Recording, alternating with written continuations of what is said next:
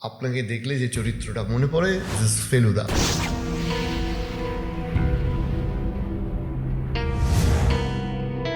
যুধিষ্ঠিরের রথের চাকা মাটিতে ঠেকলো কেন জানেন তো? সেই অশ্বত্থামা হতইতি গজর ব্যাপারটা তো। ঠিক। আমার পছন্দের চরিত্র। তো সেই চরিত্রটার প্রতি আকৃষ্ট হয়েছিলাম যখন একদম ছোট প্রথম পড়েছিলাম।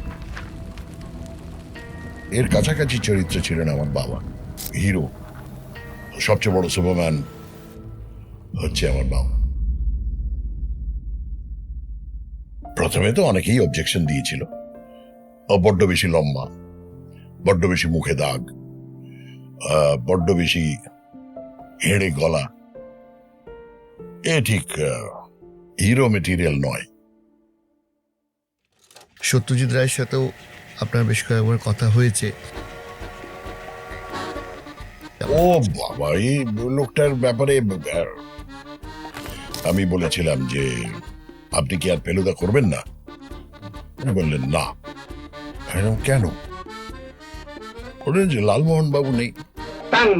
तंग मत करो, काफी हो गया, ज्यादा हो। লালমোহন বাবু ছাড়া ফেলুদার ছবি হয়। জয় বাবা ফেলুদা। Very interesting character. হ্যাঁ, সাসপিশিয়াস।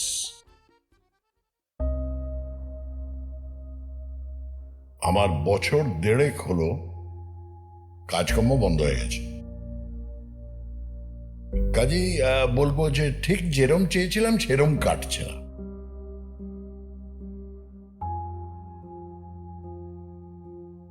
আজকে যে মানুষটি রয়েছেন তাকে আপনারা দেখেছেন বহু চরিত্রে। তার মধ্যে আমার ব্যক্তিগতভাবে সব থেকে পছন্দের চরিত্র হচ্ছে ফেলুদা। কিন্তু এই সব্যসাচী চক্রবর্তীর মানুষটি কেমন এবং তিনি কীরকমভাবে সময় কাটান কিংবা তিনি কি ভাবছেন রাজনীতি কিংবা সমাজ নিয়ে, সেটা নিয়েও কিন্তু আমরা আজকে আলোচনা করব। তবে অনুষ্ঠান শুরুর আগে ধন্যবাদ জানাই আমাদের আজকে এপিসোড স্পন্সর বিরিয়ানিজমকে। Biryanism is a very famous biryani brand, যেখানে আপনারা যারা বিরিয়ানি লাভার তারা কিন্তু গোটা পশ্চিমবঙ্গ থেকে চলে আসতে পারেন সময় করে ইউর ফেভারিট বিরিয়ানির ডেস্টিনেশন হিসাবে শ্রীরামপুরে। শ্রীরামপুরে বিরিয়ানিজমের একটি 5তলা আউটলেট রয়েছে এবং আরও একটি মাহেশে তাদের বিরিয়ানিজমের সেকেন্ড আউটলেট রয়েছে। অ্যাড্রেস কিংবা ডিসক্রিপশন এভরিথিং আমাদের এই ইউটিউবের ডিসক্রিপশানে তাদের লিঙ্ক দিয়ে দিলাম।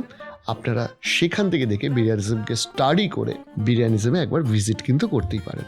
তো যাই হোক, এবার আমরা চলে যাচ্ছি সব্যসাচী চক্রবর্তী, যিনি আজকের অতিথি, তার সাথে একটু গল্পে।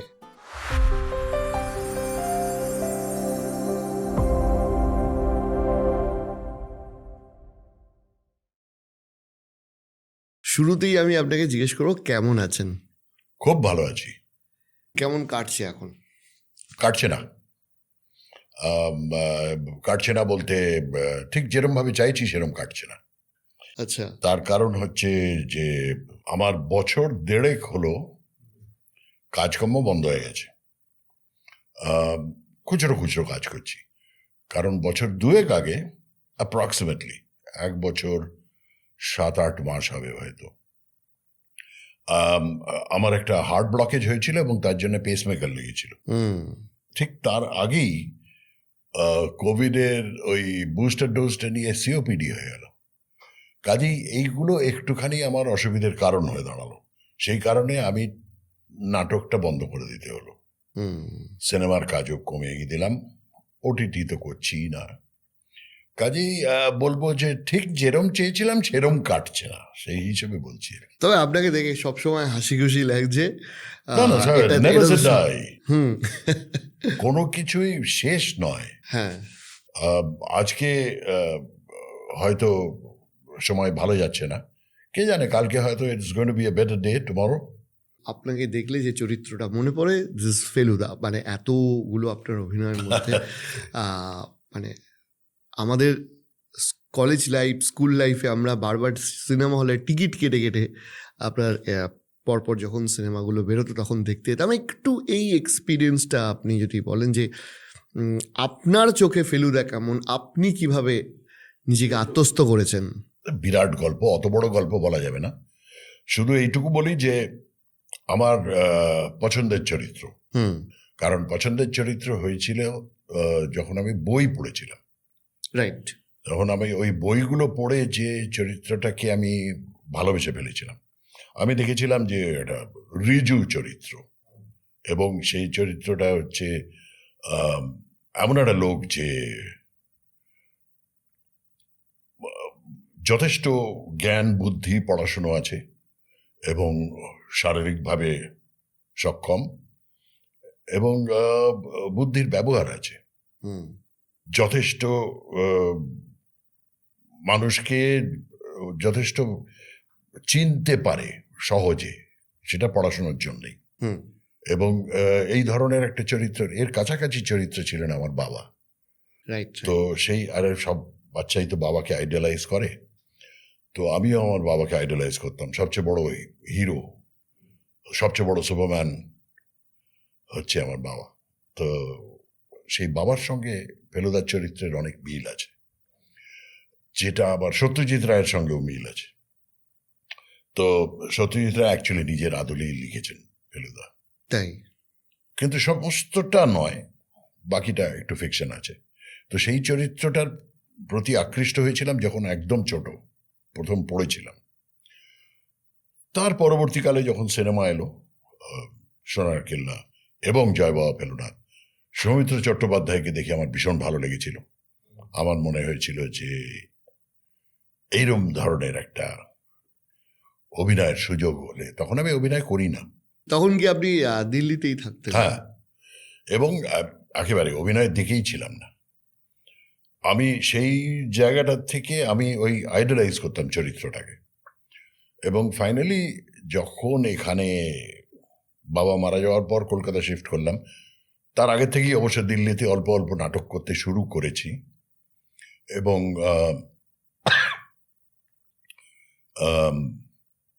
কলকাতায় আসার পর আমি আমার পিসেমশাইয়ের দল চারবাক, হুম। সেখানে জয়েন করি এবং নাটক করতে আরম্ভ করি। তো তখন ছোটোখাটো রোলই করতাম, তো জোর করে আমাকে বড় রোলগুলো দিয়ে দেওয়া হয়েছিল। এবং আমার ইচ্ছে ছিল একজন ব্যাকস্টেজ টেকনিশিয়ান হব, রাইট। কারণ আমি সেটাই করতে বেশি ভালোবাসি। আপনি বলেওছিলেন এর আগে অনেক জায়গায়। আমি ক্যামেরা, অডিও, সেট, লাইট এইগুলোই করেছি চিরকাল। কিন্তু সেটাকে আমাকে কান ধরে সেখান থেকে টেনে বার করে দিলেন। বললেন যে তোমার থেকে ভালো টেকনিশিয়ান আছে, তোমার থেকে ভালো ক্যামেরা করে, তোমার থেকে ভালো অডিও করে, তোমার থেকে ভালো সেট করে, কিন্তু তোমাকে যেটা শিখিয়েছি অভিনয়, সেটা তোমার থেকে ভালো করার মতন এখনো কাউকে পাইনি। কাজেই যেটা আমি চাইছি সেটা হচ্ছে অভিনয়টা করো।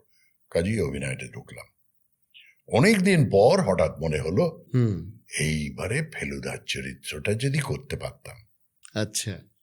তো যখন সেই ইচ্ছেটা হয়েছিল, সত্যজিৎ রায়কে গিয়েও বলেছিলাম, হয়নি। সন্দীপ রায় সেই সুযোগটা দিয়েছিলেন, এবং সেই সুযোগটা পাওয়ার পর লোকের যে এত ভালো লাগবে সেটা আমি বুঝতে পারিনি। প্রথম ফেলুদা অভিনয় সন্দীপ রায়ের ডিরেকশনে কবে, কোন সালে আপনি? 1995। 95। সত্যজিৎ রায়ের সাথেও আপনার বেশ কয়েকবার কথা হয়েছে। বেশ কয়েকবার না, আরে দুবার সামনাসামনি, হ্যাঁ। একবার ফোনে। রাইট। আপনি এই মানুষটাকে নিয়ে একটু বলুন, এই এই এই কিছুক্ষণের কনভারসেশনে আপনার কি ও বাবা, এই লোকটার ব্যাপারে সে একটা সাংঘাতিক লোক, আমি বলছি না। আবার আমার বাবার সঙ্গে মিল আছে অনেকটা। আর তার ছবি, তার আঁকা, তার সঙ্গীত, তার কথা বলার ধরন, সবগুলো আমাকে ভীষণভাবে আকৃষ্ট করত।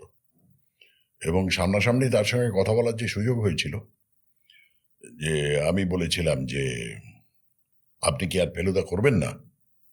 উনি বললেন না। কেন? বললেন যে লালমোহন বাবু নেই, সন্তোষ দত্ত ততদিনে মারা গেছেন। লালমোহন বাবু ছাড়া ফেলুদার ছবি হয় না, কারণ সারাক্ষণ ফেলু আর তোপসে আলোচনা করে যাচ্ছে গম্ভীরভাবে, সেটা দর্শকের ভালো লাগবে না। একটা রিলিফ থাকা উচিত। তো লালমোহন বাবু হচ্ছে সেই রিলিফ। না, তো সন্তোষ দত্ত মারা গেছেন ঠিকই, কিন্তু অন্য কেউ করতে পারে। কে করবে? আমি বললাম রবি ঘোষ। রবি দূর, হয় না, ওই চরিত্রের জন্য রবি নয়। আমি বললাম আচ্ছা ঠিক আছে। না মানে যদি ফেলু চেঞ্জ করেন তাহলে লালমোহন বাবুও চেঞ্জ হতে পারে। তো বলেন ফেলু চেঞ্জ করবো মানে? না মানে আমার ইচ্ছে ছিল আমার করার অভিনয়টা।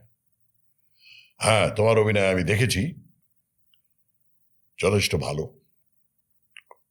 কিন্তু আমি এখন করছি না। তুমি আমার ছেলের সঙ্গে যোগাযোগ করো, ও যদি করে তুমি ওকে বলে দেখতে পারো। তো সেই হিসেবেই সন্দীপ রায়ের পাঞ্জাবির খুঁট ধরে ঝুলে পড়েছিলাম এবং শেষ পর্যন্ত পেয়েছিলাম চরিত্রটা। তো এই সত্যজিৎ রায় মানুষটা হচ্ছে একটা আপাত মস্তক থিঙ্কিং ম্যান, যে লোকটা জাস্ট অর্ডিনারিলি একটা কিছু করে দিলাম, ইম্পালসিভলি করে দিলাম, এরম নয়। অনেকটাই ভাবনা চিন্তা আছে তার পেছনে। এবং এই যে ছোটবেলার থেকে এই ক্রিয়েটিভিটিটা ছিল তার বাড়িটা হচ্ছে খানিকটা রবীন্দ্রনাথ ঠাকুরের বাড়ির মতন। তো তার পরিবার, হ্যাঁ, পরিবারটাই ওই রকম শিক্ষিত, যে পরিবারে ছোটবেলার থেকে প্রিন্টিং প্রেসের কাজ দেখেছেন, বাবা ছড়া লেখা, গল্প লেখা, আঁকা, এইগুলো দেখে বড় হয়েছেন। তো ন্যাচারালি সেই মানুষটা যখন তার কাজকর্মের সময় এলো, তখন সে অ্যাডভার্টাইজিং এজেন্সিতে জয়েন করলো, ইলাস্ট্রেশন করতো, সে অ্যাডভার্টাইজিং এর কাজ করতো। তো আলটিমেটলি সত্যজিৎ রায় সেইখান থেকে, এবং ছোটবেলায় ভীষণ বেশি ওয়েস্টার্ন ক্লাসিক্যাল মিউজিক শুনতেন। আচ্ছা। এবং সেইটার থেকেই কিন্তু he developed his sense of music. মানে বিশেষ করে গোপীগাইন বাঘাবাইন সিরিজে যে প্রত্যেকটি জায়গায়, যেখানে আমি সেই প্রথম দিকে পথের পাঁচালী, অপরাজিত, অপুর সংসার, ওগুলো যেমন রবিশঙ্করের অবদান সাংঘাতিক, কিন্তু সেখান থেকে বুঝতে পেরেছিলেন যে যদি চেষ্টা করেন উনিও পারবেন, অ্যান্ড হি ডিড ইট। হ্যাঁ, মানে ওই মিউজিকটা একটা ডিফারেন্ট জোনের, ভেরি সিম্পল, অথচ আজকের ডেটেও মানুষ গুনগুন করে। হ্যাঁ, কি সুন্দর একটা, মানে এই যে সেটা হচ্ছে ইনফ্লুয়েন্স অফ ওয়েস্টার্ন ক্লাসিক্যাল, অথচ তার ওয়েস্টার্ন ক্লাসিক্যাল ইনফ্লুয়েন্স থাকলেও কিন্তু তার এই আমাদের ভারতীয় মেঠো ব্যাপারটা কিন্তু আছে, পুরোটাই আছে। সেই জন্য this is wire creativity counts. কাজে সেই মানুষটাকে নিয়ে কথা বলার আমার তো উচিতই নয়, কারণ তার নখের যোগ্যও নই, কিন্তু সেই লোকটাকে অ্যাডমায়ার করা ছাড়া আর কিছুই করতে পারি না। আপনিও তার চরিত্রকে ফুটিয়ে তুলেছেন, বহু দর্শকের কাছে পৌঁছেছে। আর সেটা হচ্ছে যে আমাকে তার গাইডেন্স ছিল বলে, যে সন্দীপ রায়ের না থাকলে ওটা হতো না। আপনার একটা ভয়েস প্রচণ্ড ভাইরাল সোশ্যাল মিডিয়াতে, সেটা হচ্ছে কাঞ্চনজঙ্ঘাকে দেখে লালমোহন বাবুকে বলা ফেলুদা হয়ে একটি কথা, যে প্রথমবার কাঞ্চনজঙ্ঘা দেখার অভিজ্ঞতা কেমন, সেইটা আপনার মনে আছে? সেইটা যেহেতু আমি সোশ্যাল মিডিয়ায় নেই, সেহেতু আমি এটার ব্যাপারে একেবারেই ওয়াকিবহাল নই। তবে এটাতে লালমোহন বাবুকে ফেলু বলছে কাঞ্চনজঙ্ঘা নিয়ে, মোস্ট প্রবাবলি দার্জিলিং জমজমাট। সেটা আমার ঠিক মনেও নেই ডায়ালেক্টটা, কিন্তু সেটা যদি লোকের ভাইরাল হয়ে থাকে, যদি লোকে দেখে, ওটা কে আপলোড করেছে আমি তাও জানি না, অনেক অগুন্তি মানুষ। আর হয়েছে সেটা হয়েছে, এরকম অনেকগুলোই আছে ফেলুর সঙ্গে লালমোহন বাবুর কথোপকথনে, অনেক জায়গায় আছে। যে তারপর লালমোহন বাবুর নিজের লেখা কবিতা পূর্ণিমার চাঁদ দেখে, বা ওই এক ফালি চাঁদের নিয়ে একটা কবিতা, সেটা ছিল আমাদের বোধহয় জাহাঙ্গীরের স্বর্ণমুদ্রা গল্পটাতে।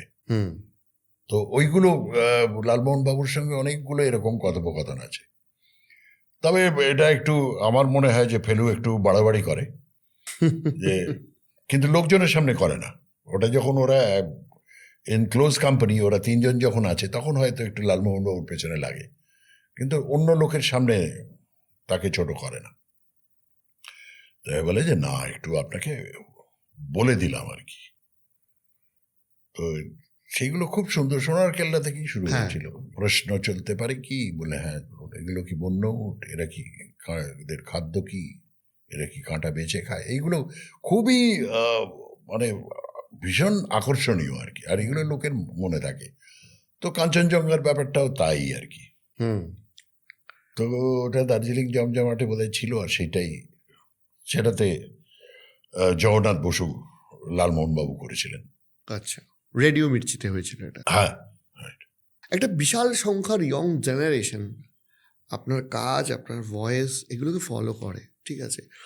আপনি এর আগে বেশ কয়েকটা মানে ইন্টারভিউতে বা পডকাস্টে বলছিলেন আপনার বাবা আপনাকে একটা জিনিস শিখিয়েছিল যে বি ভেরি সিম্পল। এই নলেজটা আপনার জীবনে কতটা কাজে লেগেছে? সারাক্ষণই কাজে লাগে। Be simple, because great art is always simple. Right. মানে কোনো আর্টিস্টিক জিনিস যদি খুব কমপ্লিকেটেড হয় তাহলে দর্শকের কাছে পৌঁছয় না। দর্শকের কাছে পৌঁছলেও দর্শক সেটা বোঝার চেষ্টা করে, না বুঝতে পারলে তার ইন্টারেস্ট চলে যায়।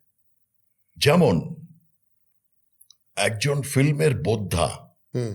যিনি ফিল্ম থিওরি পড়েছেন, যিনি ফিল্ম খুব ভালোভাবে বুঝতে পারেন, ফিল্ম নিয়ে যথেষ্ট পড়াশুনো আছে, তার কাছে একটা কমপ্লিকেটেড ফিল্ম যত উপভোগ্য আমাদের কাছে নয়। কারণ সাধারণ দর্শক হিসেবে আমরা অতখানি বুঝতে পারি না। আমি দেখেছি, আমার ভালো লেগেছে কি ভালো লাগেনি। লালমোহন বাবুর ওই আরে তঙ্গ মত করো, বহুত হো গিয়া, কাফি হো গিয়া, জ্যাদা হো গিয়া, যা, ওই যে ব্যাপারটা, এটা কিন্তু সাংঘাতিক একটা আর্টিস্টিক কোনো ব্যাপার নয়, কিন্তু ইট টাচেস ইউর হার্ট, বিকজ একটা সাধারণ মধ্যবিত্ত বাঙালি, অ্যাভারেজ বাঙালি যখন চেষ্টা করে হিন্দি বলতে, তখন তারা ওইরকমভাবেই বলে। আমি তো দেখেছি। রাইট। কাজেই সেটা, এবং সেখানে উনি দেখালেন যে দূর মশাই, হিন্দিকে কেউ সাধে বলে? এই দেখুন, হিন্দি সেলফ টট করে ট্যাপ করে দেখান। রপ্ত করার চেষ্টা করছি, যেহেতু উনি উত্তর ভারতে যাচ্ছেন। তো এই যে ক্যারেক্টারাইজেশনের দি সিম্পলনেস অফ অ্যান অর্ডিনারি ম্যান, এই কিন্তু এটা এখন ভীষণ ফেমাস হয়ে গেছে, প্রত্যেকেই বলে। একদম। তারা বলে যে তারা লালমোহন বাবুকে কপি করে। সে হঠাৎ ভেরি ইন্টারেস্টিং ক্যারেক্টার। হ্যাঁ, হঠাৎ আমার দিকে তাকিয়ে এরম করে বলল, হাইলি সাসপিশিয়াস। ওই লালমোহন বাবুর ইনফ্লুয়েন্স। এইগুলো যে সত্যজিৎ রায় দেখিয়েছিলেন, very simple and yet so very intrusive. মানে মানুষের ভেতরের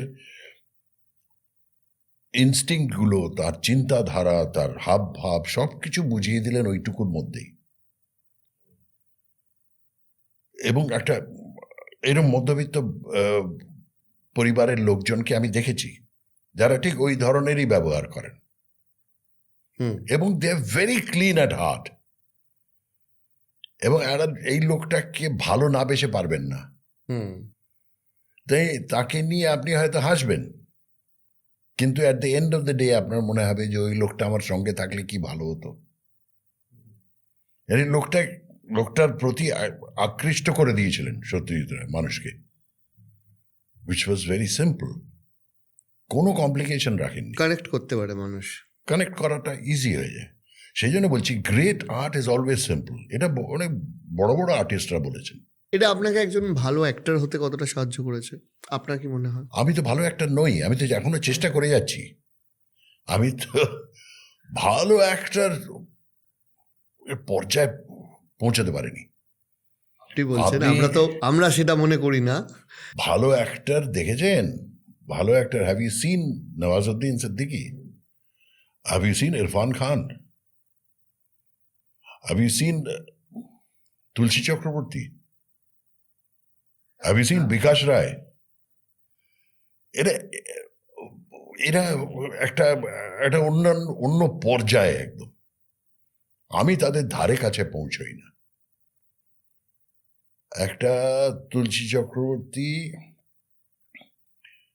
গরম লাগছে বলে ফতুয়াটা খুলে গামছা দিয়ে পিঠ রগড়াতে রগড়াতে খালি বললেন, উফ কি গরম, বাবরি বাবরি বাবরি বাপ। শুধু এইটুকু দেখার জন্যে আমি বারবার ওই ছবিটা দেখি। তুলসী চক্রবর্তী মলিনা দেবীর ইন্টারাকশনটা দেখার জন্যে, যে মলিনা দেবী তুলসী চক্রবর্তীর পকেট থেকে ওই প্রেমপত্রটা পেয়েছেন, যেটা ওনাকে ওই মেয়েটি দিয়েছিল আরেকজনকে দেওয়ার জন্যে, উনি দিতে ভুলে গেছেন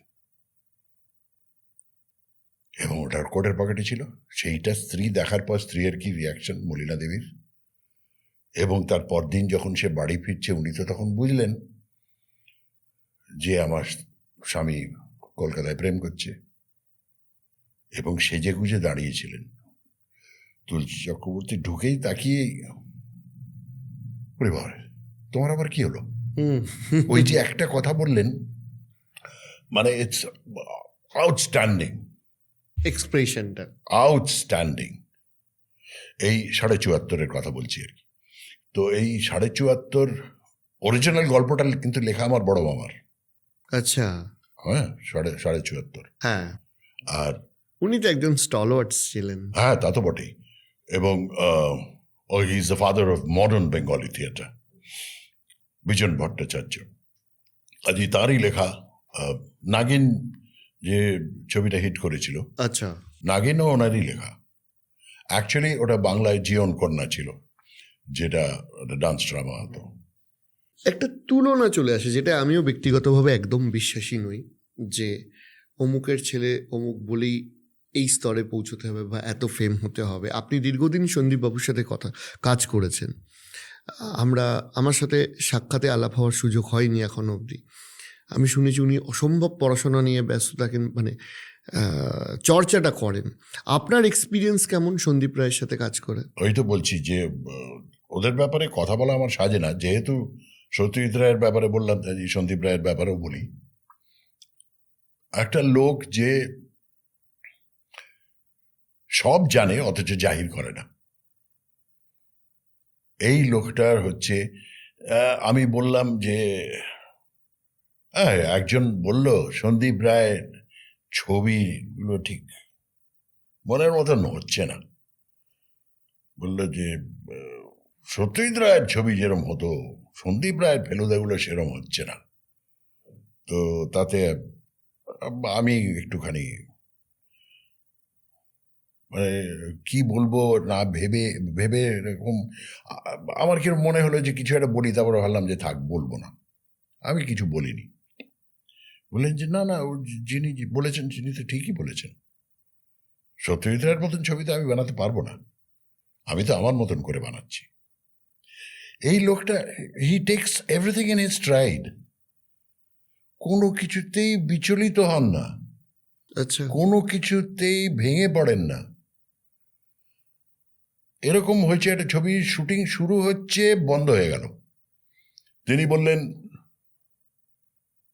শোনো আমাদের এই কাজটা আমরা একটু পরে করব, বুঝলে, এটা একটা অসুবিধা দেখা দিয়েছে, আমরা শুটিংটা করতে পারছি না। হ্যাঁ, আমি বললাম শুটিংটা হচ্ছে না? না, এখন করা যাচ্ছে না। ডোন্ট ওয়ারি, করবো আমরা, এখন নয়, 1 মাস পরে হবে, 2 মাস পরে হবে, তবে এক্ষুনি হচ্ছে না, তুমি তোমার ডেটগুলো ছেড়ে দিতে পারো। আমি বললাম যে লোকে তো মাথায় হাত দিয়ে বসে পড়ে যে শুটিং আমার বন্ধ হয়ে গেল, ওনার কোনো কিচ্ছু নেই। তো ওনার কয়েকটা খুব ভালো অভ্যেস আছে, যেটা হচ্ছে যে কারোর মুখের ওপর কারোর নিন্দে করেন না, আড়ালেও না। কখনো আমি কারোর নিন্দে করতে শুনিনি, কখনো না। এবং এটা আমি বললাম যে এটা দেখেছো? হ্যাঁ, কেমন লাগলো? হ্যাঁ, ইন্টারেস্টিং। আমি বললাম ইন্টারেস্টিং মানে ইন্টারেস্টিং ক্যান বি এনিথিং, মানে তোমার ভালো লেগেছে? হ্যাঁ, ভালো লাগার মতো জিনিস আছে তো, মানে কতটা আছে সেটা আর বললেন না। সবকিছু পজিটিভ, সবকিছু পজিটিভলি দেখেন, এইটা আমার খুব ভালো লাগে। আর অনেক লোকে আছেন, অনেক পরিচালক আছেন যারা তাকে সেই চোখে দেখেন না। সন্দীপ রায় ওই ধরনের ছবি উনি বানাতে পারেন না। ফেলুদার ছবি not up to the mark.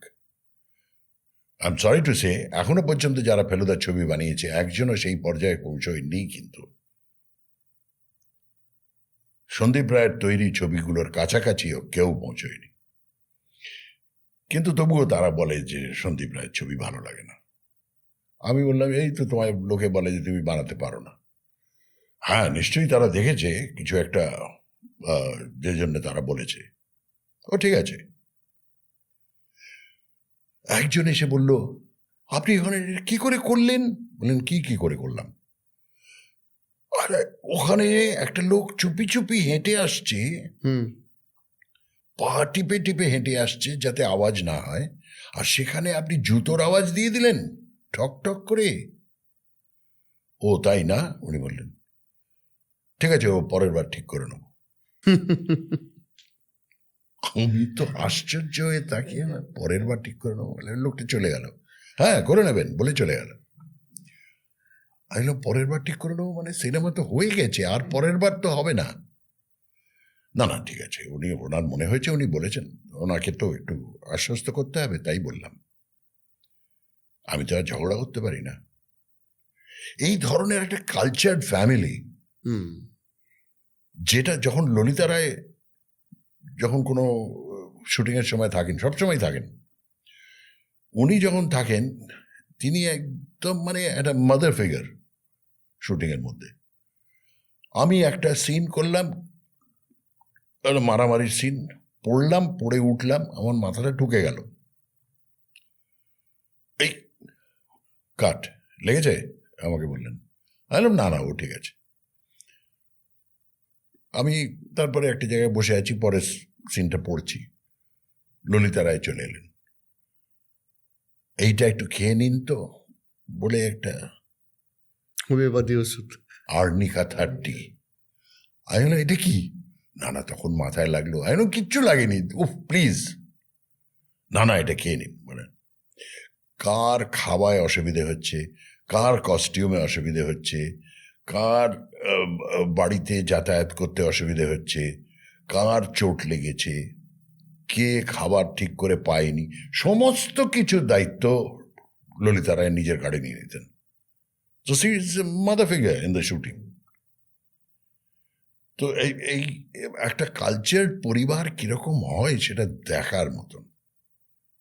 আর মানে অনেক কিছুই বলতে পারি, এর বেশি আর কিছু বলবো না। এইটুকুই বলবো যে আমার সৌভাগ্য যে ওনার সঙ্গে কাজ করার সুযোগ হয়েছে, আর একদম মানে খুব কাছ থেকে ফ্যামিলিটাকে আমি দেখেছি।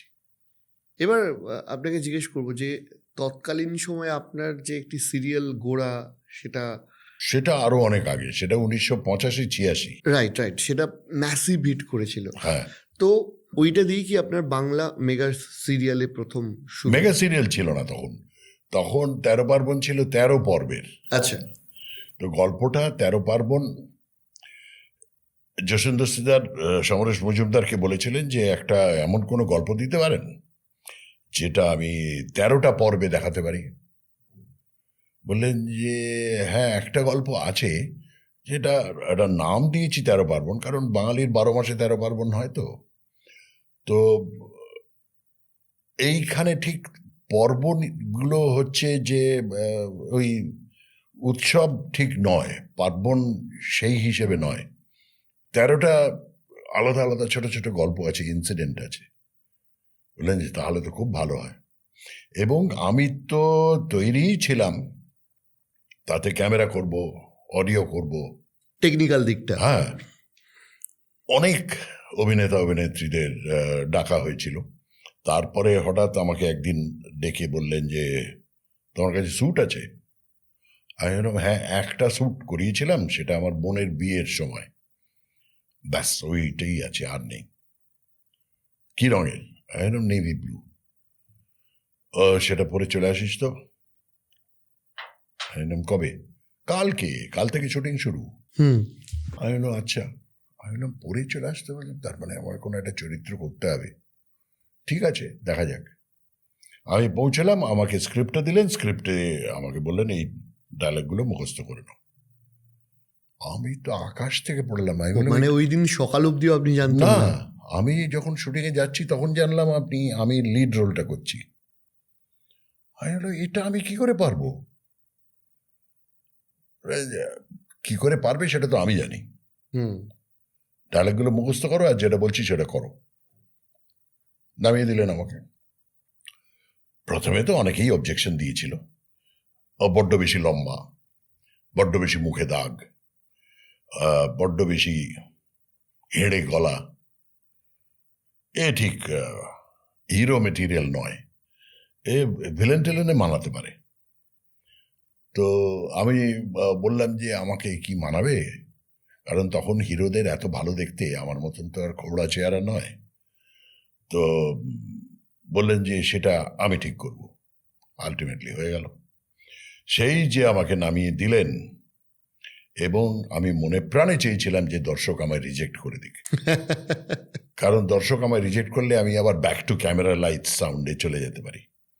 কিন্তু হলো উল্টো, দর্শক অ্যাকসেপ্ট। বিশাল হিট তখন। সেটা এইটাই হলো যে আমার অভিনয়ে ঢোকা। ওটা ছিল 85-86, এবং ফেলুদা 95-96। আপনি কি খুব গম্ভীর বাড়িতে? একেবারেই নয়। আমি গম্ভীর হচ্ছে প্রয়োজনে গম্ভীর, প্রয়োজনে নয়। মানে আপনার গলাটা শুনলে মনে হয় মানুষটা খুব গম্ভীর। না, একেবারেই না। গলাটা ওইরকম হয়ে গেছে কারণ ছোটবেলার থেকে আমাকে শিখিয়েছিলেন নাটক যদি করতে হয়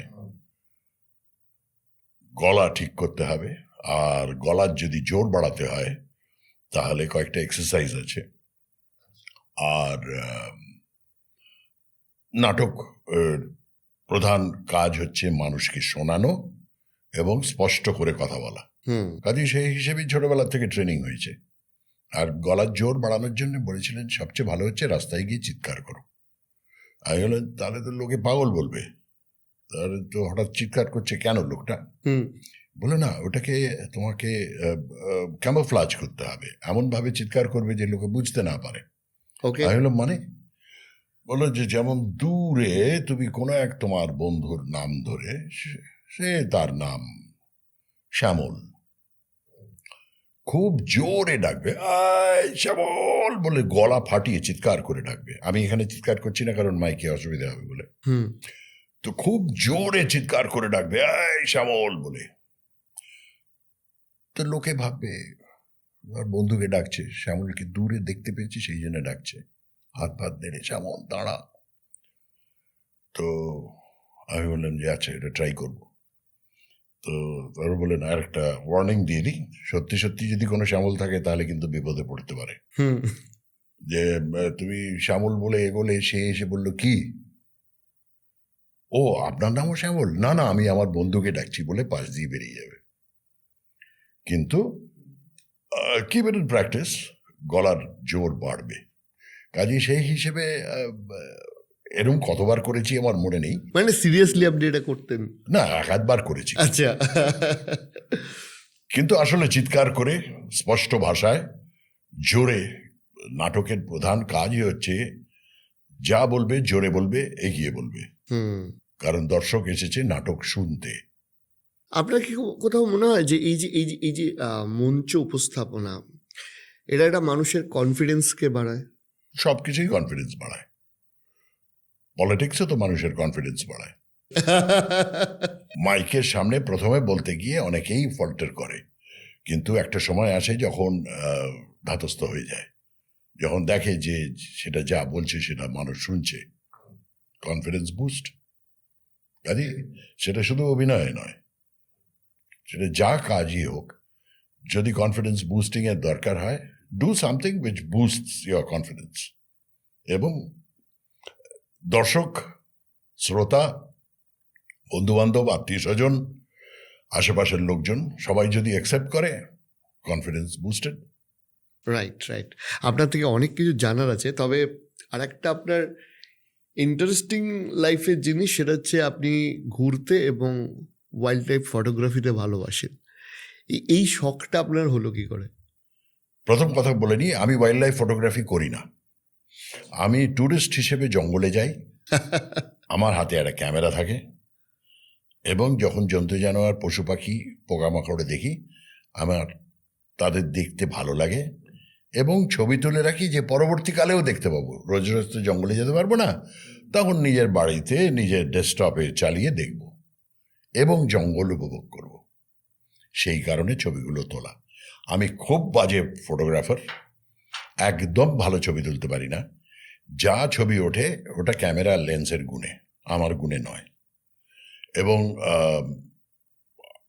আমি যেটা বারবার বলি সেটা হচ্ছে, ওয়াইল্ড লাইফ ফটোগ্রাফি করাটা অত্যন্ত কঠিন ব্যাপার। সাধারণ মানুষের পক্ষে সম্ভব নয়, তার জন্য একটা বিশাল ট্রেনিং দরকার। এক একজন ওয়াইল্ড লাইফ ফটোগ্রাফার দেখেছি একটা ডকুমেন্টারি শ্যুট করেছে 6 বছর, 8 বছর, 10 বছর ধরে। এক একজন এক একটা অ্যাসাইনমেন্টে গেছে for a period of 1.5 months, 2 months, 3 months, এক জায়গায় বসে আছে। আমার তো ফোড়া হয়ে যাবে, আমি তো ওইখানেই মারা যাব, আমার পক্ষে তো সম্ভব নয়। ওই ধরনের পরিশ্রম করা সম্ভব নয়, ওই ধরনের ট্রেনিং নেই, ওই ধরনের এক্সপার্টিজ নেই। আমি একটা ট্যুরিস্ট, হাতে ক্যামেরা নিয়ে গাড়িতে করে ঘুরে যাই। ঘুরে বেড়াতে বেড়াতে আমাদের কিছু একটা দেখতে পেলে বলি যে রোকিয়ে রোকিয়ে, ওহা পর এক হিরণ হ্যায়। একটা হিরণের ছবি নিলাম, তাতেই আনন্দ। তবে আমার স্পেসিফিক কোনো জন্তু জানোয়ার নেই, যেমন অনেকে বাঘের পেছনে দৌড়োয়, আমার একেবারেই পছন্দ নয়। আমি হচ্ছি যা what ever comes to in my view, আমি তার ছবি তুলব। এই এত ভ্রমণের মধ্যে এরকম কিছু স্পেশাল এক্সপিরিয়েন্স আছে যেটা সত্যি শেয়ার করার মতো? এরকম দু চারবার হয়েছে। যেমন একটা বাঘের খুব কাছে চলে গিয়েছিলাম। কোথায় ওটা? এটা বান্ধবগড়ে। হাতি পিঠে বসেছিলাম এবং মাহুতকে বলেছিলাম হাতিটাকে একটু ঘুরিয়ে নিয়ে যাবে ওইদিকে। হ্যাঁ, কেন বলুন? আমি বললাম যে না, ওখানে না ওই আধ খাওয়া হরিণটা পড়ে আছে আর পেছনে বাঘিনী বসে আছে। মানে আপনি দেখতে পাচ্ছিলেন? হ্যাঁ, বাঘিনীর আধ খাওয়া হরিণটা খেয়ে ওখানে চুপ করে বসে আছে, আমরা হাতিতে দেখতে পাচ্ছি, আরো 2-3টে হাতি আছে। তো আমি বললাম যে একটু ওপাশে নিয়ে যাবেন, তাহলে একই ফ্রেমে আমি আধ খাওয়া হরিণ আর বাঘিনী একসঙ্গে পেয়ে যাব। এখন যেখানে আছি সেখান থেকে বাঘিনী ওখানে, তো হরিণ ওখানে, আমি এক ফ্রেমে পাচ্ছি না। আচ্ছা দেখছি বলে সে হাতিটাকে এরম করে ঘুরিয়ে হরিণের ওপাশে নিয়ে গেল, যাতে আমি একসঙ্গে পাই। বাঘিনী ভাবলো যে আমি তার হরিণ খেতে এসছি। ওর তো অত বুদ্ধি নেই যে একটা কলকাতার ভীতু বাঙালি, সে যে কাঁচা হরিণ খায় না, সেসব তো বাঘ জানে না। বাঘ শুধু দেখেছে হরিণের কাছে গেছে, হাতি নিয়ে আমার হরিণের কাছে যাওয়া। বাঘিনীটা তেড়ে এলো, জানেন তো আপনাদের দিকে? হ্যাঁ, বাঘিনীর চার্জ যে কি হয় সেটা সামনাসামনি না দেখলে বুঝবেন না। একটা 180 কিলোর বাঘিনী, যার অতগুলো দাঁত, সে মুখ হাঁ করে আর এরম গর্জন করে আমাদের দিকে তেড়ে এলো। হাতিটা পর্যন্ত ভয় পেয়ে গেল, হাতিও ছিটকে সরে এলো তার থেকে। তো আমি তো ভেবেছিলাম ওই আমার শেষ ছবি তোলা, কারণ ওই বাঘিনীর পক্ষে মাটির থেকে হাতির পিঠেও লাফিয়ে ওঠাটা কোনো ব্যাপার নয়। আর আমি তো হাতির উপরে বসেছিলাম, আমার পাটা ঝুলছিল নিচে, কাজে পাটা ধরে টেনে নিলেও তো আরেকটা হরিণের মতন আমিও পড়ে থাকতাম ওখানে। তো ওইটা আমার কি বলে ধুপুকানি বন্ধ হয়ে গিয়েছে। মানে হঠাৎ আমি রিয়েলাইজ করলাম আমার হার্ট চলছে না, তারপরে রিয়েলাইজ করলাম না, হ্যাঁ চলছে, আমি বেঁচে আছি। তো এইরকম গন্ডারের সঙ্গেও হয়েছে, হাতির সঙ্গেও হয়েছে। আচ্ছা, হাতি চার্জ করেছে, গন্ডার চার্জ মানে করেছে। হাতি বলতে বন্য হাতি, যে বন্য হাতি? হাতির দল। হ্যাঁ, সে একটা বাচ্চা হাতি নিয়ে এসে ঘাসের মধ্যে দাঁড়িয়েছিল। হুম, তো আমি তো আর বাচ্চা হাতিটাকে দেখতে পাইনি, আমি ছবি তুলছি, এ পাশে তাদের দল, এ পাশে সেই হাতি আর হাতির বাচ্চা। এটা কি ভারতে না বিদেশে? ভারতী গভর্নমেন্ট। আচ্ছা, তো আমি ছবিটা তুলতে গিয়ে হঠাৎ হাতি রেগে গেল এবং সে যে চার্জ করলো আমাদের গাড়ির দিকে, আমরা যদি তৎক্ষণাৎ, আমার বন্ধু চালাচ্ছিল গাড়ি, হুম, সে যদি তৎক্ষণাৎ ওখান থেকে গাড়িটা নিয়ে না বেরোতো, মানে মিশে দিত গাড়িটা। হ্যাঁ, আমরা গাড়ির সঙ্গেই আমরা ফ্ল্যাটেন্ড হয়ে যেতাম। তো অনেকখানি এগিয়ে গিয়ে দাঁড়ালাম, তখন দেখলাম যে হাতিগুলো রাস্তা পেরোলো এবং পেছন পেছন একটা ছোট্ট হাতি। সেই কারণেই ও প্রোটেক্টিভ, হুম। বাচ্চাটার জন্যে ও ভীষণ সেন্সিটিভ থাকে। এমনি হাতিকে খুব ইন্টেলিজেন্ট প্রাণী হিসেবেই তা তো বটেই, বলা হয়। যথেষ্ট ইন্টেলিজেন্ট, কিন্তু বাচ্চার ব্যাপারে ভীষণ সেন্সিটিভ। হুম। আপনি বাংলার পাশাপাশি অনেক হিন্দিতেও কাজ করেছেন। হিন্দিতে কাজ করার আপনার অভিজ্ঞতা কিরকম? হিন্দিতে কাজ করার অভিজ্ঞতা খুব আলাদা কিছু নয়, আমাদের এখানে যা কাজ ওইখানেও সেরকমই কাজ, শুধু ভাষাটা অন্যরকম। সেখানে বাংলাটা চলে না, সেখানে হিন্দিটাই বলতে হয়, এবং আমার তাতে কোনো অসুবিধা হয় না, কারণ আমি দিল্লিতে পড়াশুনো করেছি, দিল্লিতে বড় হয়েছি, কাজেই আমার হিন্দিটা খুব সহজেই আসে। তো আমাকে প্রথম ডেকেছিলেন মণিরত্নম দিল সে ছবির জন্যে। তো সেখানে আমার একটা ছোট রোল ছিল, লোকের ভালো লেগেছিল, ছবিটা অসাধারণ ছিল। তো তারপর থেকে একটা একটা করে হতে থাকে, এই রাজকুমার সন্তোষীর খাকি, হুম, কবির খানের ফ্যান্টম, হুম, এরকম অনেকগুলোই হয়েছে। তারপর প্রদীপ সরকারের পরিণীতা। তো হ্যাঁ, 7-8টা ছবি হয়ে গেছে হিন্দিতে। আর এখনো পর্যন্ত সবচেয়ে বেশি কাজ করেছি সৈফের সঙ্গে আর অমিতাভ বচ্চনের সঙ্গে। হুম। ওদের দুজনের সঙ্গেই দুটো দুটো করে ছবি হয়ে গেছে। আমার ব্যাপারটা হচ্ছে কি, যে আমার ওই খুব একটা লোভ নেই যে বম্বেতে গিয়ে কাজ করব, এরকম আমার কোনো লোভ নেই। এই যে ধরুন অমিতাভ বচ্চনের সাথে কাজ করার বা স্ক্রিন শেয়ার করার সময় কিরকম অভিজ্ঞতা হয়েছিল? খুব ভালো, এরা খুব প্রফেশনাল অ্যান্ড ডেডিকেটেড অ্যাক্টার্স। যখন কাজ করেন তখন একদম ফুল কনসেন্ট্রেশন কাজের প্রতি। তখন ওই ইয়ার্কি ঠাট্টা ফাজলামি আমরা যেমন এখানে করতে গিয়ে একটা বন্ধুর সঙ্গে ইয়ার্কি করলাম বা কিছু একটা করলাম, তারপরেই শটটা দিলাম, ওইটা মিস্টার বচ্চন ওরকম একদম না। আচ্ছা, যখন শট দিচ্ছেন তখন একদম ফুল concentration on his shot, on his dialogues, on his actions, on his movements, expressions, সমস্ত কিছু he is concentrating on that. কারুর সঙ্গে একটা এক্সট্রা কথা বলেন না, শটটা হয়ে যাওয়ার পরে হয়তো বলবেন, কিন্তু শটের আশেপাশেই নয়, একেবারেই নয়। অনেক বেশি ডেডিকেটেড এরা, আমার মতন চাঁড়া নয় যে আমরা একটু এটা করলাম, এই করলাম, ও করলাম, এর সঙ্গে কথা বললাম, কিরে এই তুই কি চা দিলি না তো বলেই আবার ডায়লগ বলছি, ওরম নয়। Very serious. Very serious. এবং সেটা বেশিরভাগ যারা ভালো কাজ করছে বম্বেতে, বেশিরভাগ লোকই সেরকম সিরিয়াস। আমরা অত সিরিয়াস নই, সেই জন্য আমাদের খুব দাগ কাটে না আমাদের কাজ। একটা বিষয় আমার খুব ইন্টারেস্টিং লাগে, ইউর পলিটিক্যাল ভিউ, সেটা আমরা সবাই জানি। সবাই আপনি- জানে, এটা তো আজকের নয়। আমার ইনফ্লুয়েন্সটা তো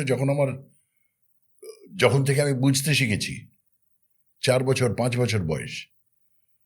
আমার বাবা তার বিয়ের আগে কমিউনিস্ট পার্টি করতেন। আচ্ছা, দিল্লিতেই? হ্যাঁ, দিল্লি নয়, লখনৌতে। আচ্ছা, তখন তো বাবা প্রথম চাকরি করছেন। বাবা বিএইচইউ থেকে পাশ করেছিলেন ইঞ্জিনিয়ারিং, এবং বেনারস থেকে বাবা চাকরি সূত্রে লখনৌ যান এবং লখনৌতেই ছিলেন, সেইখানে কমিউনিস্ট পার্টির কাজ শুরু করেন এবং তার পরবর্তীকালে পুলিশে ধরে, বেদম পেটায়। কত সাল? ও 48, 49, সদ্য স্বাধীন স্বাধীন ভারত। হ্যাঁ স্বাধীন ভারতে 49, 50 এরম সময়। তারপরে ওইসব ছেড়ে দিয়ে বাবা আবার পলিটিক্স ছেড়ে দেন, দিয়ে আবার হি ওয়াজ ব্যাক। কিন্তু এই ইনফ্লুয়েন্সটা তো ছিল বাড়িতে। হুম বাবার বন্ধু বান্ধব, আত্মীয় স্বজন যারা এই বামপন্থায় বিশ্বাসী, তারা আসতেন, তাদের সঙ্গে আলোচনা হতো। আমি ছোটবেলার থেকে বাবার গেলেন একটা কোনো পার্টির একটা কোনো কাজে, মাকে নিয়ে গেলেন, তো আমাকে কি বাড়িতে ছেড়ে যাবেন? আমাকে আমার বোনকে দুজনকে নিয়ে গেলেন, চলো চলো বসো, গাড়িতে বসে রইলাম। বাবারা গেলেন, এ করলেন, মিটিং অ্যাটেন্ড করলেন, এ করলেন, করে ফিরে এলেন, আমরা গাড়িতেই বসে আছি, আবার গাড়ি নিয়ে ফিরে এলাম। তো আমি তাদের একজন তারপর বললেন যে এই ওদেরকে একটু নিয়ে যেত, একটু খাইয়ে দিত। তো আমাকে আর আমার বোনকে নিয়ে গেল, সেখানে ভাত ডাল তরকারি খাইয়ে দিল। তখন ওই লোকগুলোকে দেখেছি, হুম ওই তাদের মধ্যে আমার বড় হয়ে ওঠা, তাদের আইডিওলজিকে বোঝা যখন বুঝতে শিখলাম, যখন I began to understand what left ideologies are all about, hmm তখন থেকে এক আকৃষ্ট হয়ে গেলাম না। কারণ যে আইডিওলজি বলে যে সব মানুষকে ভালোভাবে রাখতে হবে, সেই আইডিওলজিকে আমি ছেড়ে দিতে পারবো না। কারণ আমার বাবা ছোটবেলার থেকে তাই ছিলেন, আমার মা তাই ছিলেন, বাবার বন্ধু বান্ধব আত্মীয় স্বজন তারাও তাই ছিল। আমার পিসেমশাই যশোন্ত দস্তেদার, যার দলে আমি অভিনয় শিখেছি, নাটকের বড় বড় কাজ করেছি, তিনিও তাই ছিলেন। আমার পিসি, তিনিও তাই ছিলেন। এবং তারপরে যখন আলটিমেটলি যখন বাম শক্তি আমাদের ক্ষমতায় এলো পশ্চিমবঙ্গে, হুম তখন বাবার আবার ইচ্ছে হয়েছিল যে আবার পার্টি পলিটিক্স করি। তারপর বললেন যে না, আমার আর হবে না, থাক। তারপরে তো 84 সালে মারাই গেলেন। কিন্তু আমরা কলকাতায় চলে এলাম এবং কলকাতায় এসে এই যে বাম জমানায় যে কাজকর্ম এবং যা যা হয়েছে তার সঙ্গে আস্তে আস্তে জড়িত হয়ে পড়েছিলাম। হুম তাদের পলিটিক্সে নয়, তাদের কাজকর্মে। এবং একটা সময় এসেছিল যখন আমার পিসেমশাই তখন পোস্টার নাটক করতেন হুম ইলেকশনের আগে, আমি সেখানেও করেছি। আর বলেছিলেন পোস্টার নাটকের মানে বেসিক্যালি এক্সটেম্পোর, কারণ কোনো স্ট্রিক্ট কোনো স্ক্রিপ্ট ডায়ালগস থাকে না। বললেন এটাকে একটু প্র্যাকটিস করো, এটা একটু প্র্যাকটিস করো, তাহলে কি স্টেজ ফ্রাইটটা কমে যাবে, মঞ্চে চরিত্রায়ন করতে সুবিধা হবে। আর প্রচুর চ্যাংড়ামি হতো ওই এতে, বাই ডায়ালগস প্রচুর হতো। একটা কনফিডেন্স তৈরি হয়েছিল পোস্টার নাটক করতে করতে। কিন্তু এই বামপন্থী নেতাদের দেখেছিলাম তো,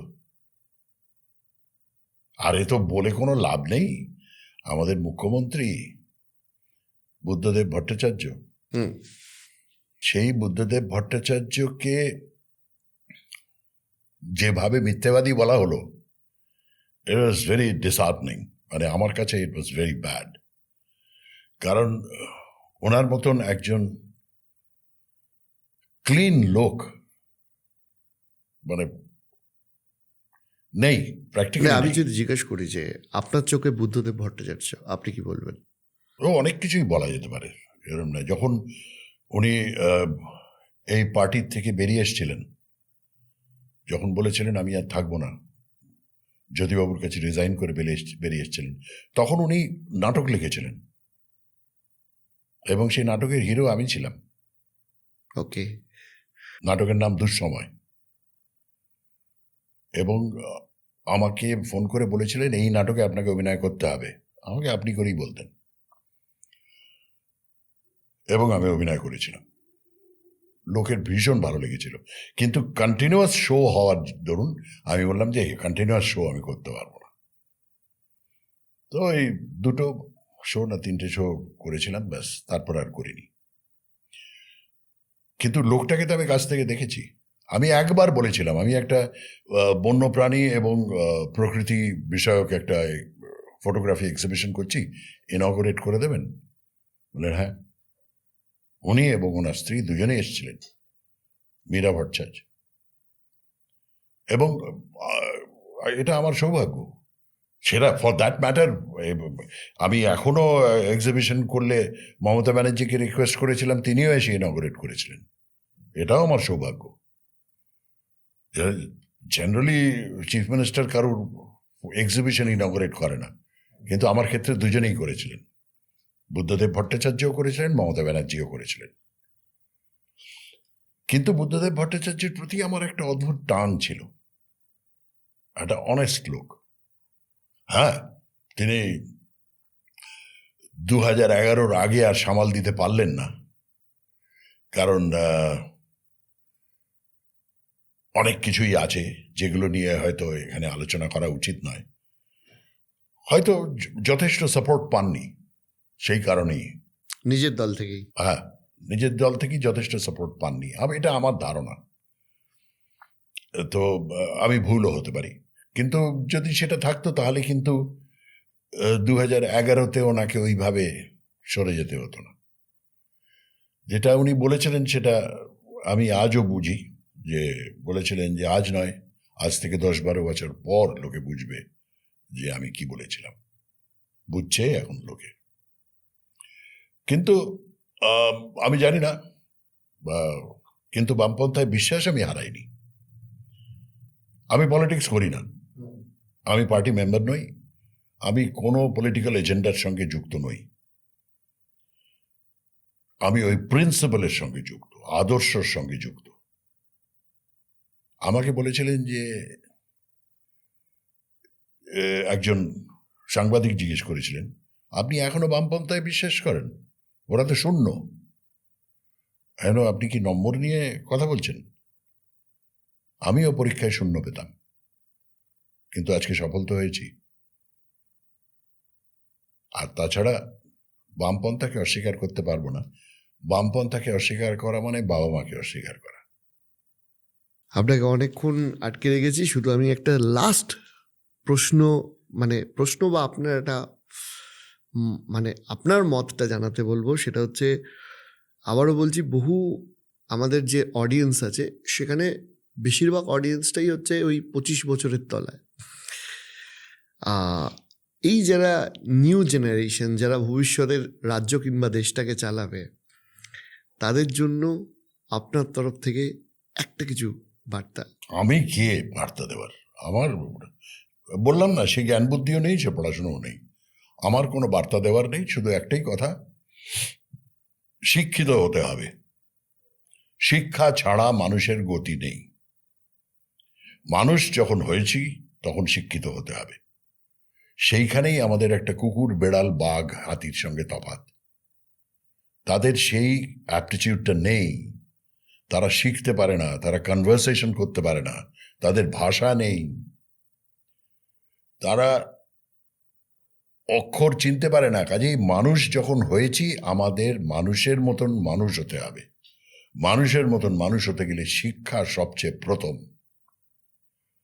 যে মানুষটা শিক্ষিত, যেমন সন্দীপ রায়, সে লোকটা রাগ করে না। রাগ করে কে? এই যে আমি অশিক্ষিত, আমি নিজেকে অশিক্ষিত মনে করি, সেই জন্যেই আমি কথায় কথায় রেগে যাই, এটা কি হচ্ছে বলে হঠাৎ রেগে যাই। এটা হচ্ছে অশিক্ষারই একটা জায়গা। আমি যদি আরেকটু শিক্ষিত হতাম, আরেকটু কম রাগ করতাম। কাজেই মানুষকে হুটপাট করে রেগে গেলে চলবে না, বিচার করতে হবে, বুঝতে হবে, বুঝে তার সমাধান বার করতে হবে। সেই সমাধানটা বার করার জন্য চাই পড়াশুনো। কাজেই দ্যাট ইজ প্রাইমারি। পড়াশোনাটা হয়ে গেলেই মানুষের যেই বুদ্ধিটা বেড়ে যায়, তখনই নিজের ইমোশনটাকে কন্ট্রোল করতে পারে। যে লোকটা একটা অশিক্ষিত লোক, তাকে কোনো রকম ভাবে অপমান করলে সে আগে চড় কুচিয়ে দেবে, কারণ তার শিক্ষাটা নেই বলে। আর যে শিক্ষিত সে চড় কষাবে না, যে বললো আপনি যেটা আমাকে বললেন সেটা ভুল বললেন, সে রিজনিং করে। কাজে ভবিষ্যতের এই পৃথিবীকে চালানোর জন্য চাই শিক্ষিত, মার্জিত, জ্ঞান বুদ্ধিওয়ালা মানুষ, আমার মতন নয়। থ্যাংক ইউ সো মাচ আমাদের এতটা সময় দেওয়ার জন্য। আপনার সাথে কথা বলে অনেক অনেক ভালো লাগলো, এবং আমরা সত্যি আজকে ভাগ্যবান আপনার মতো মানুষ। না না, এরকম নয়, তবে আমি এতখানি কথা বলবো আমি নিজেও ভাবতে পারিনি। ওটা হচ্ছে ইম্পালসিভলি হয়ে যায় মাঝে মধ্যে। তো আমি বলেছিলাম যে আমি বেশিক্ষণ থাকতে পারবো না, কিন্তু আমার ভালো লাগলো তাই এতগুলো কথা বললাম। আর যদি কিছু ভুল বলে থাকি ক্ষমা করে দেবেন। অনেক অনেক ধন্যবাদ। আজকে ইচ্ছা না থাকলেও এখানেই কিন্তু শেষ করতে চাই। Thank you so much.